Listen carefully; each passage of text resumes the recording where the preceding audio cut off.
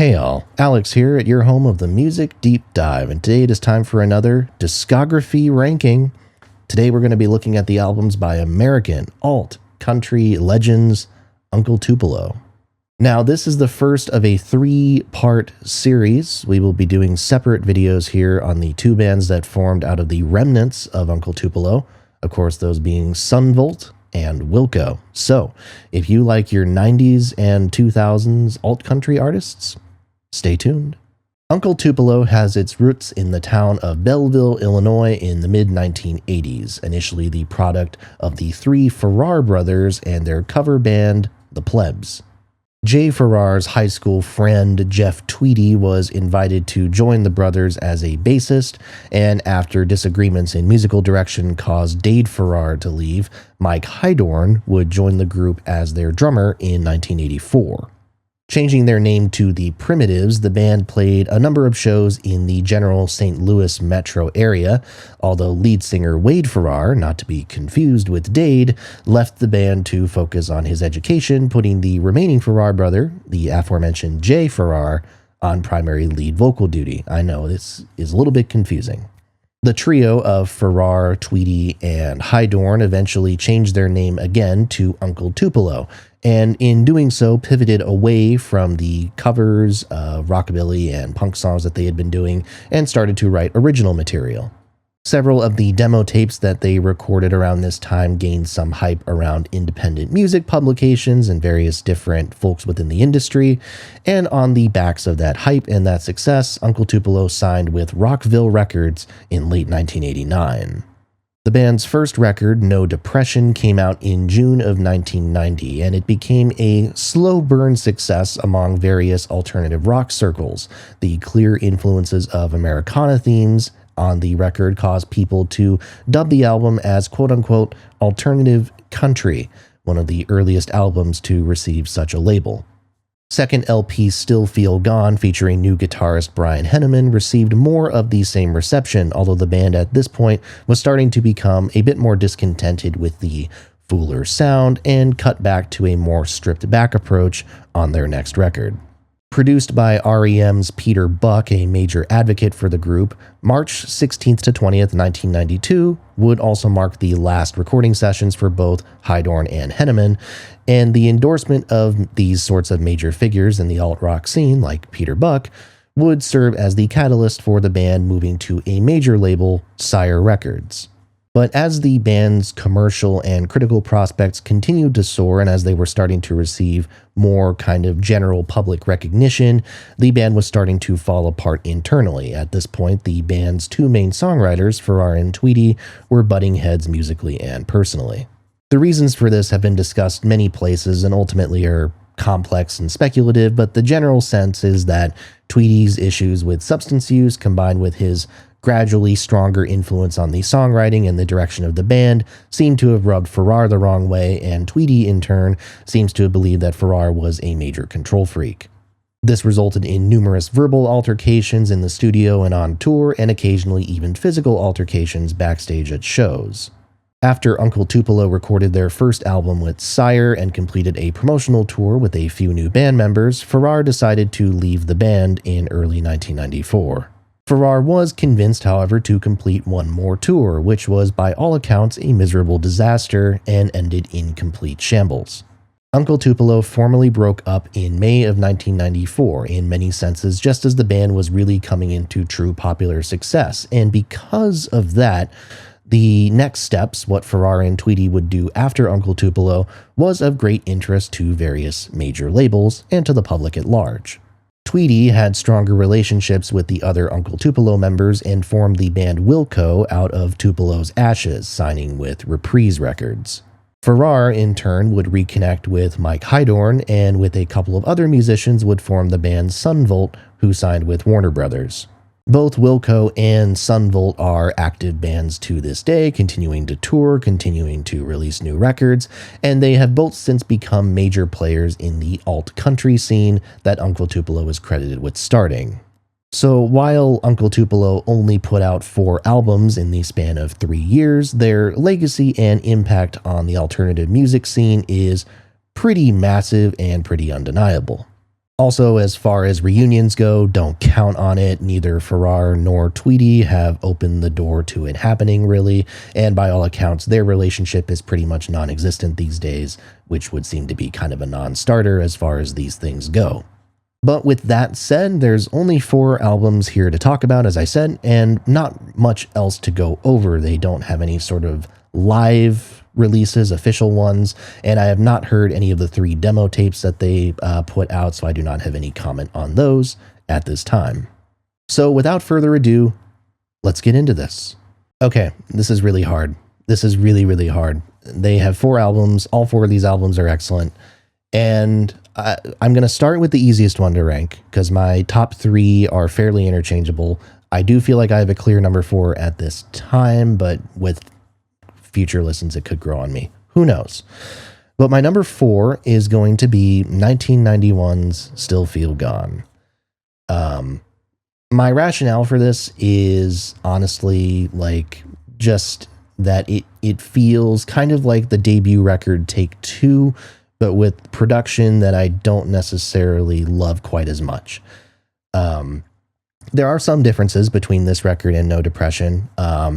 I think Jeff Tweedy is a lot more reticent on No Depression. He's a lot more kind of in the background, but he's a lot more present already here on Still Feel Gone. The track Gun, I think, is a great opener with a much, much more confident vocal than anything he tracked for No Depression. He's already coming into his own here. I think the songwriting overall is just as strong as what it was on the debut record. And the playing is really great.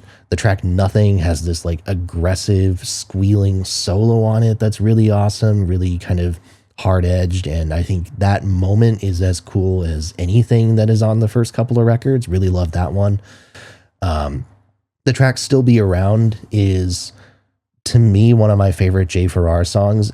It's a track that goes into a theme that Farrar will explore in a ton of his songs with Uncle Tupelo and with Sunvolt later on about alcoholism, but it's still haunting, and considering that it's one of the first times that he interacts with that theme, I think it works extra effectively, I think. I also love the usage of harmonica on this record, specifically the track True to Life. I think the outro that where the harmonica's playing there is really tasteful as hell. Really love that. As I said, I think the difference maker for me here is the production, which I find to be a little bit more clustered here. There isn't as much clarity to the mix as there is with No Depression, which is interesting since No Depression is the more independent, first time out release by all accounts. But I don't know, here I felt like there was a little bit too much going on. There's not a whole lot of clarity, and I couldn't pick up on like as many individual like great standout moments as I could on No Depression. But again, that's a minor critique, one that the band, it sounds like, agreed with because they ditched these producers afterwards. But all in all, the strengths are still the same. I still think this has really strong songwriting already, especially from Farrar, although Tweedy is coming into his own at this point. And yeah, I think the playing is great, and it's still, really, really excellent stuff for the most part. Still Feel Gone, my number 4, and a record that could continue to grow on me over time as well. Okay, so as I said, now it's going to get really tough. I agonized between this decision for literally weeks at this point. But ultimately, my number 3 for the time being is going to be 1992's March 16th to 20th, 1992. Again, this is the Peter Buck produced record, and after the first 2 albums, the band wanted to strip things back a little bit so as to avoid getting shoehorned into the alt-rock genre quite as cleanly, or quite as clearly, I suppose. And because of that, you really hear the country and folk influences come through on this album.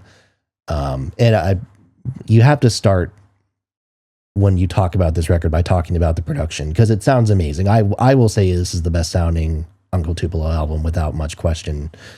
I think the guitars come through so crisply the whole time.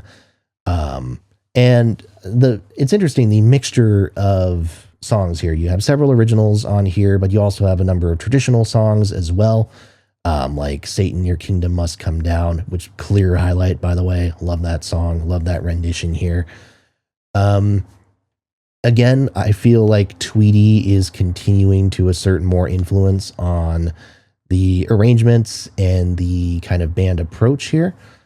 This is the most that it's ever felt like Farrar is in the background, and by that I mean like it feels like a true 50-50 collaboration here. The track Wait Up feels the most like proto what Tweedy will be doing with Wilco later on, I suppose.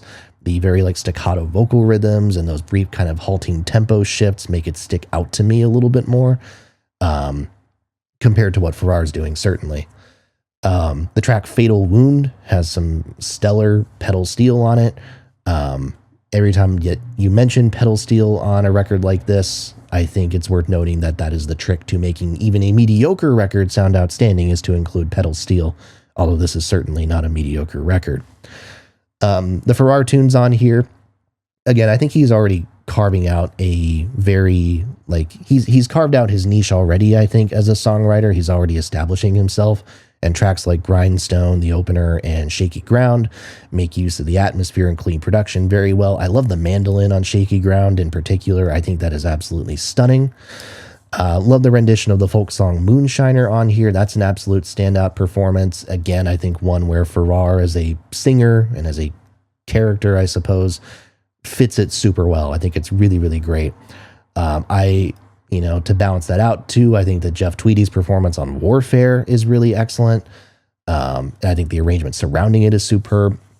And they even have the instrumental track on here, Sandusky, that I think is just absolutely awesome.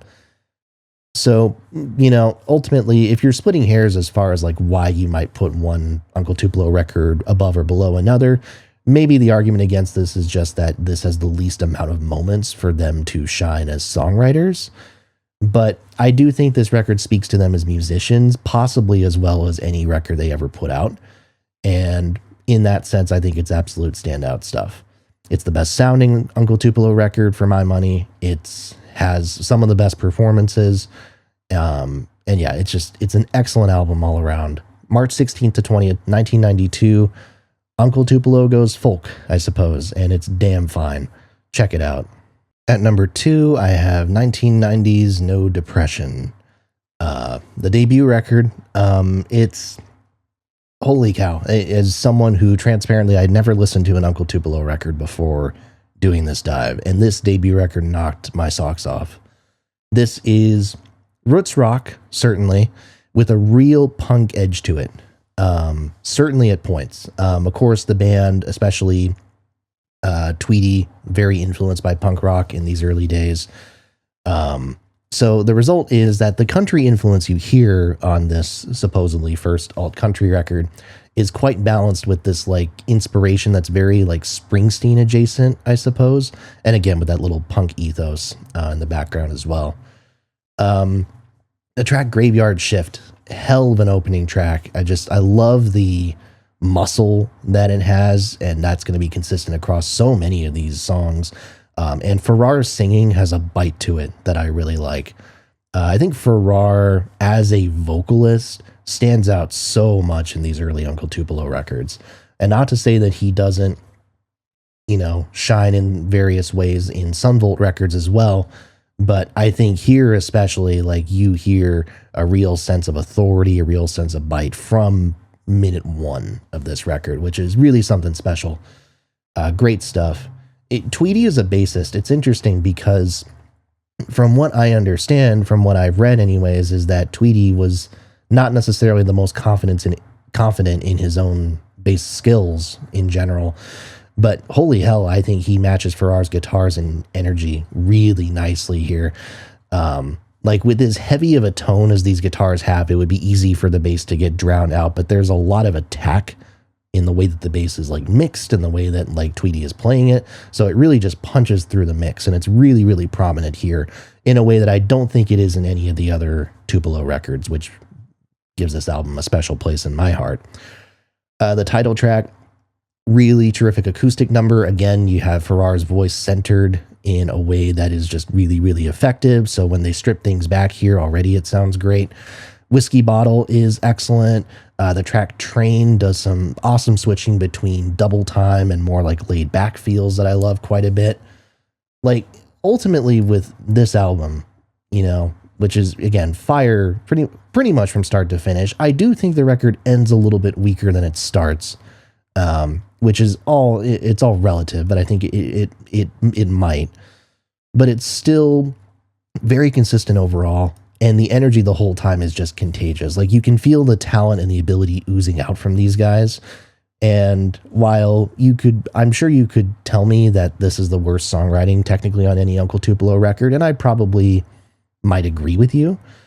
But ultimately, again, for as raw as they might be as songwriters at this point, I still think what they come up with is really good. And the pure energy in their playing this, you know, as some might call it, like this pseudo cowpunk type of style playing, it's engaging, it's infectious, it's awesome. And yeah, I love this, and it's my number 2, No Depression. Fantastic stuff, fantastic way to open up a career for sure. And at number 1, I have 1993's Anodyne. So this is the only record that they ended up putting out on Sire. It is also the only record to feature the adjusted lineup of the band. So again, the previous members, Mike Hydorn and Brian Henneman had left. So now you have Max Johnston on fiddle and various other instruments, John Sturrett on bass guitar, and Ken Coomer on drums, the founding members ultimately for what will become Wilco. This is the only record that they all play on. And, you know, as a whole, you know, yes, this is the only time that they've been like a true like quintet, I suppose. So it's the fullest that their ensemble has sounded like. But I do think in general that this is the best that the band has sounded overall. Yes, No Depression has the energy and the raw enthusiasm that you can't match easily. But I don't think that Tupelo as a whole has sounded better than they do right on this track. And that's even taking into account the fact that, you know, Farrar and Tweedy at this point are in a very rough stretch of their relationship, and Farrar's not wanting anything to do with Tweedy's songs and that sort of thing. But even with that lack of cohesion, the band still sounds awesome, and Tweedy lends some excellent harmonies to some of Farrar's songs. So there's still some level of cohesion between the two of them. The track The Long Cut on here is maybe the heaviest song that they've recorded since the debut album. I think the guitars and the bass on here are really stand out. And Tweedy's voice, which continues to get stronger, I think has a nice bit of rasp to it. The track New Madrid here has a loping quality to it that I enjoy quite a lot. Like definitely, you know, this is a coming out party for Tweedy in the sense that he is very much Farrar's equal at this point. And in fact, I might argue that Tweedy's songs on here are stronger on average for my personal taste anyways. But I think Farrar is still right at home. Like some people maybe accuse Farrar of being checked out on this record. I don't agree one bit. I think the title track on here is a really great kind of slow burn, a really great jam. I like the track High Water a lot as well. Like, I don't think he's taking a step back. I really think this is Tweedy just asserting himself at this point, which is in line with, you know, Farrar's observations and Tweedy's observations to an extent of what happened at the time. But I don't think Farrar's half-assing it by any means. You still get some great mandolin playing from the previous records on tracks like the closing track, Steal the Crumbs, which is just an excellent way to close off the album and the band's career, really. Yeah, plenty of excellent stuff. I think Acuff Rose is really good. We've Been Had is really good. It's really strong songwriting. I would probably argue it is the best record of theirs from a songwriting standpoint, which really I think is what kind of gives this the edge over everything else. Like, yeah, it's definitely starting to feel like there's two different songwriting styles, two very distinct songwriting styles being formed at this point. But I still think it works as a collective. And I think this record is the one that is most representative of the band's strengths, both the rock side and the country side. You get that balance. And it's also, I think, most representative of the strengths of both Farrar and Tweedy as songwriters, at least out of the Uncle Tupelo camp. I do think, as a spoiler for the future videos, Farrar and Tweedy will both go on to do better things in their respective bands. each of Sunvolt and Wilco has at least one album that I prefer to any Uncle Tupelo records. But I think what they're doing on Anodyne is setting them up for success as clearly, more clearly, I think, than any of the other Uncle Tupelo albums. So I don't know if this is a controversial choice to have Anodyne at number one. Maybe some people are a bit overly harsh on it because of the context, but I think it's the record that gives you the most. It might not have the most energy of any Uncle Tupelo record. It might not be the best sounding Uncle Tupelo record, but I think it's the closest thing to a complete package that we have. And in that sense, I think it makes sense for Anodyne to be my number one, and so it is. All right, and that concludes it. I am curious to know what your favorite Uncle Tupelo record is, what your favorite Uncle Tupelo songs are. Let me know your answers down in the comments. Again, we have the Sunvolt video that will be coming out next, followed by the Wilco video, so lots of exciting things in store for y'all. Yeah, very excited to talk about some more Jay Farrar and Jeff Tweedy on this program. So stay tuned. But with that, thanks a lot for watching. Please make sure to like, comment, and subscribe. As always, more reviews are to come. Make sure to hit that bell for notifications and tell a friend as well. Thanks a lot. And I will see you next time right here at your home of the Music Deep Dive.